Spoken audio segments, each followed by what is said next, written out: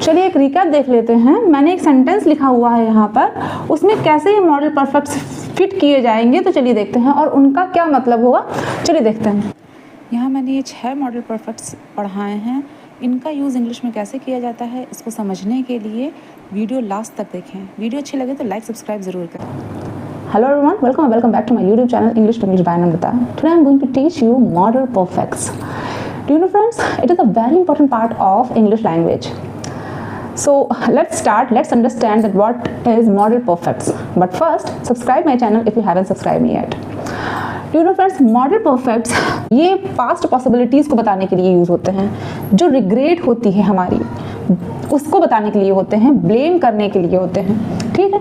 और जो हिपोथेटिकल सिचुएशन होती है, मतलब जो हमारा डिरेक्शन होता है, जो हमने सोचा होता है पास्ट में, उस सिचुएशन को बताने के लिए हम मॉडल परफेक्ट्स का यूज करते हैं। They are used to express past possibilities, regrets, blame and hypothetical situations. Okay, आप मॉडल वर्ब्स तो जानते ही हैं कौन कौन से होते हैं। Would, could, may, might, must and should, ये हमारे मॉडल वर्ब्स हैं जिनको आज मैं पढ़ाऊंगी। और मॉडल परफेक्ट्स, इनका यूज कैसे होता है, वुड इनके साथ में हैव को लगाकर हम मॉडल परफेक्ट का यूज करते हैं। इसका यूज इंग्लिश लैंग्वेज में कैसे होता है चलिए आगे देखते हैं। सबसे पहले मैंने सबसे टफ लिया हुआ है वुड हैव, ठीक है। ये मॉडल परफेक्ट्स है। वैसे तो मॉडल परफेक्ट्स बहुत होती हैं, कैन भी होती है, मे भी होती है, लेकिन मैंने कुछ 6 मॉडल परफेक्ट्स यहाँ पे लिए हैं जिनको मैं एक्सप्लेन करूँगी। ओके, सबसे पहला नंबर है वुड हैव का। तो वुड हैव से देखिए क्या, if you had told me I would have helped you, ठीक।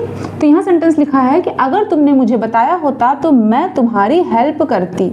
ये हिपोथेटिकल सिचुएशन है, ये डिडक्शन है मेरा, ठीक। यहाँ पे मैंने वुड हैव का यूज किया हुआ है, मतलब अगर तुमने मुझे पास्ट में बताया होता तो मैं 100% तुम्हारी हेल्प करती। ये 100% के लिए आता है, ठीक। 100% मैं तुम्हारी हेल्प करती। अगर कोई सिचुएशन 100% चेंज हो सकती थी उसके लिए हम वुड हैव का यूज करते हैं।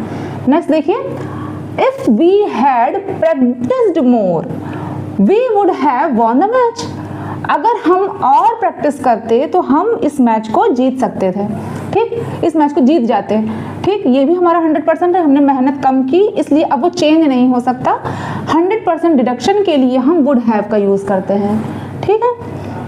अब नेक्स्ट देखिए, आप इसको देखिए हैव के साथ लगा के कैसे बनते हैं। सबसे पहले देखिए मॉडल वर्ब्स जो होते हैं उनमें अगर हम हैव लगाएंगे तो वर्ब में थर्ड फॉर्म का यूज करते हैं, ये तो आपको पता ही होगा, है ना। तो अब देखिए कुड के साथ जब हम हैव लगाते हैं तो उसके साथ क्या होता है, तो सबसे पहले लिखा हुआ है you could have called me before, मतलब तुम मुझे पहले कॉल कर सकते थे, यानी ये पास्ट एबिलिटी को बताने के लिए होता है, ठीक। तुम मुझे पहले बता सकते थे, ठीक। मतलब मैं तुम्हें ब्लेम कर रहा हूँ कि तुमने मुझे बताया क्यों नहीं। ब्लेम के लिए हम कुड हैव का यूज कर सकते हैं। नेक्स्ट सेंटेंस है we could have been more careful. ये क्या है, सजेशन है एक, कि हम लोग और ज्यादा सतर्क हो सकते थे। इसका मतलब क्या हुआ, हम कुड हैव का यूज किसके साथ करते हैं, सबसे पहले हम ब्लेम करने के लिए कर सकते हैं, फिर हम सजेशन के लिए भी हम कुड हैव का यूज कर सकते हैं, ठीक है। She could have become a doctor, मतलब पास्ट एबिलिटी के लिए भी हम कुड हैव का यूज कर सकते हैं, ठीक। नेक्स्ट लिखा हुआ है I could have eaten the pizza, मतलब हम रिग्रेट के लिए भी कुड हैव का यूज कर सकते हैं। तो कुड हैव का यूज किनके लिए होता है, पास्ट एबिलिटी के लिए होता है, सजेशन के लिए होता है, रिग्रेट के लिए होता है। जैसे मैंने आपको बताया था पास्ट में जो हमारा डिडक्शन होता है उसके लिए हमने वुड हैव का यूज किया था। कुड हैव का यूज हमारा क्या होता है, तो वो 70% के लिए होता है। कितने के लिए होता है, 70% के लिए होता है, ठीक है। कैसे, you could have called me before, तुम मुझे कॉल कर सकते थे, है ना। कॉल कर भी सकते थे, नहीं भी कर सकते, लेकिन ज्यादा पॉसिबिलिटी किसकी है कि तुम मुझे कॉल कर सकते थे। तुम्हारे पास अपॉर्चुनिटी थी लेकिन तुमने उसको मिस कर दिया, ठीक। फिर क्या है, we could have been more careful, मतलब हम ज्यादा सतर्क हो सकते थे लेकिन हमने लापरवाही कर दी, ठीक। फिर क्या लिखा हुआ है, she could have become a doctor, वो एक डॉक्टर बन सकती थी, उसको अपॉर्चुनिटी मिली थी लेकिन वो नहीं बन पाई, ठीक है। I could have eaten the pizza, regret हो गया, मैं होटल गया था, वहां पे मुझे ऑफर भी किया गया था कि मैं पिज्जा खा लूं लेकिन गॉड मैंने मिस कर दिया, ठीक, मतलब 70% में हम कुड हैव की बात करते हैं, वुड हैव की बात हम 100% में करते हैं कि ऐसा पास्ट में हुआ था और ऐसा हम नहीं कर पाए। अब यहाँ देखिए मैंने मे हैव को, यहाँ पे मैंने मे हैव को और माइट हैव को साथ में ले लिया है क्योंकि दोनों में थोड़ा थोड़ा डिफरेंस है तो मैंने एक साथ ले लिया है। ठीक है, सबसे पहला सेंटेंस लिखा हुआ है he may have reached the office. इसका मतलब ये होता है कि शायद हो सकता है कि वह ऑफिस पहुंच गया हो, मतलब मैं शायद, मैं तो कंफर्म नहीं हूं, यहाँ पर शायद की बात हो रही, हो सकता है। ठीक है, He may have sold his car। अब जैसे मम्मी ने पूछा कि उनकी कार से चलते हैं, अपने फ्रेंड की कार ले आओ, उनकी कार से चलते हैं, तो क्या शायद मम्मा उसने अपनी कार बेच दी होगी, है ना, तो उसमें हम क्या बोलते हैं He may have sold his car, मतलब शायद उसने अपनी कार बेच दी, हो सकता है उसने अपनी कार बेच दी, मतलब मैं आधे आधे में हूँ, मुझे पक्का अंदाजा नहीं है अभी कि क्या हुआ है। तो यहाँ पर क्या मे हैव का यूज हम 50% में करते हैं, मे हैव का यूज हम किस में करते हैं, 50% श्योरिटी के लिए करते हैं। अब आगे माइट हैव की बात, यहाँ लिखा हुआ है she might have gone home। अब यहाँ पर मुझे थोड़ा सा लगता है, मतलब यहाँ पर 30% की बात हो रही है, यहाँ पर 30% की बात हो रही है कि मुझे थोड़ा पता है कि क्या कहते हैं वो अपने घर चली गई होगी, है ना। यहाँ पर मुझे आधा आधा नहीं है, मुझे लगता है कि वो घर चली गई होगी, है ना। मैं पूरी तरीके से श्योर नहीं हूँ, मैं आधे आधे में भी नहीं हूँ, मैं उससे कम में हूँ कि शायद वो घर चली गई होगी। तो उसके लिए क्या होगा, she might have gone home। Rahul might have left his keys। अब है कि हम लोग मूवी देखने जा रहे हैं, उसके बाद हम लोग आपस में बात कर रहे हैं। अब मुझे पूरी तरीके से अंदाजा नहीं है, मैं 50-50 में नहीं हूँ, मैं सोच रही हूँ शायद राहुल चाबी घर पर भूल आया है ना। तो हम लोग बोल रहे हैं Rahul might have left his keys. ठीक, मतलब वो अपनी चाबी भूल गया है। अब उससे बात करके पता चलेगा कि वो भूला भी है कि नहीं भूला है।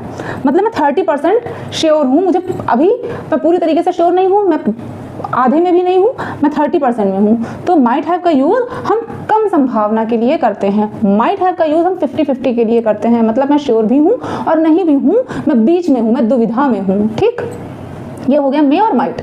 आगे देखते हैं, चलिए एक रिकैप देख लेते हैं। मैंने एक सेंटेंस लिखा हुआ है यहाँ पर, उसमें कैसे ये मॉडल परफेक्ट फिट किए जाएंगे, तो चलिए देखते हैं और उनका क्या मतलब होगा। चलिए देखते हैं। सबसे पहले यहाँ पर लिखा है if he had taken a car, तो क्या क्या हो सकता है। If he had taken a car he would have reached the station, मतलब अगर उसके पास कार होती तो वो जरूर स्टेशन पहुंच जाता।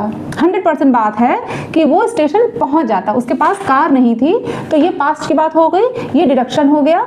उसके पास कार नहीं थी तो वो स्टेशन नहीं पहुंच सका।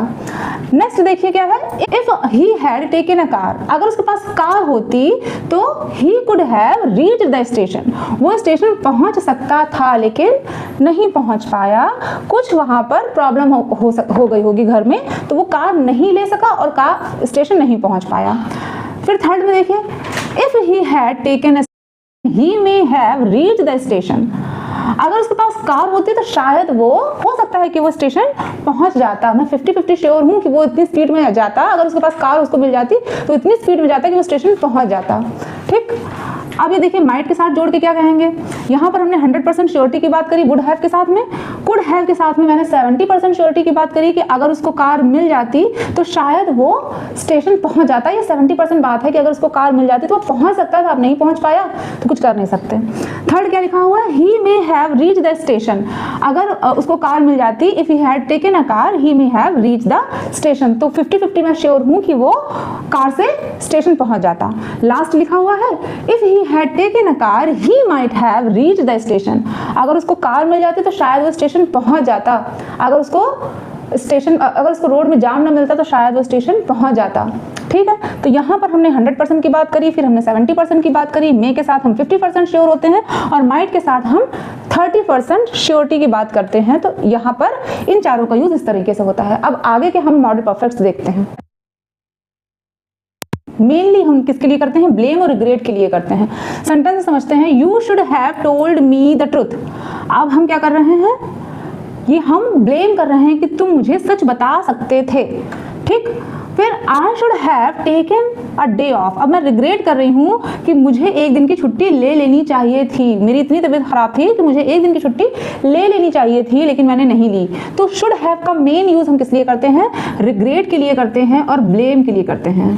ठीक, रिग्रेट्स के लिए करते हैं और ब्लेम के लिए करते हैं। ठीक है, अब हैव मस्ट हैव को देखिए, you must have been very tired. अब एक इंसान है जिसको देख के आप, सामने दिख रहा है आपको, आप उसको देख के बता सकते हैं कि वो बहुत थका हुआ है, आप वो 90% श्योर हैं कि वो थका हुआ है, तो यहाँ पे मस्ट हैव की बात किसके लिए होती है? 90% की होती है। ठीक, तो you must have been very tired, मैं देख के बता सकता हूँ कि तुम बहुत थके हुए हो, मैं तुम्हें देख के बता सकती हूँ। Kabir must have had an accident. अब किसी इंसान के, जो कबीर नाम का है, उसके चोट लगी हुई है, आप उसको देख के बता सकते हैं कि उसका शायद एक्सीडेंट हो गया है, मतलब आप 90% श्योर हैं कि उसका एक्सीडेंट हो गया है। तो वहां पर हम 90% श्योरिटी के लिए हम किसका यूज करते हैं?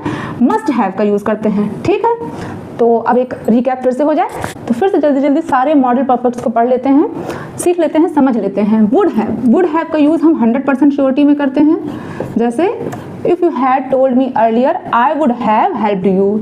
ठीक, अब कुड हैव का यूज हम 70% श्योरिटी के लिए करते हैं, if you had told me earlier I could have helped you. ठीक, फिर यहाँ पे मे हैव का यूज हम 50% के लिए करते हैं, मतलब if you have told me earlier I may have helped you, शायद मैं तुम्हारी हेल्प करती, मेरे पास कुछ होता तो मैं तुम्हें दे सकती थी। ठीक, माइट हैव का यूज हम 30% के लिए करते हैं, 30% श्योरिटी के लिए करते हैं, यहाँ पे श्योरिटी की बात हो रही है।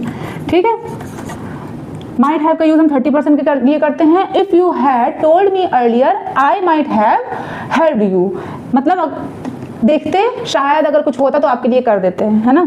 शुड हैव का यूज हम रिग्रेट के लिए करते हैं, ब्लेम के लिए करते हैं। ठीक, रिग्रेट और ब्लेम के लिए करते हैं, मैंने आपको बता ही दिया। ठीक है, वुड हैव का यूज हम हिपोथेटिकल सिचुएशन के लिए करते हैं। मस्ट हैव का यूज हम 90% श्योरिटी के लिए करते हैं कि अगर ऐसा होता, मैं तुम मेरे सामने आते, तो 90% श्योर है I must have helped you, if you had told me earlier I must have का यूज हम 90% श्योरिटी के लिए करते हैं। ठीक है, अगर वीडियो अच्छी लगी हो तो लाइक सब्सक्राइब जरूर करें। Till then bye bye friends.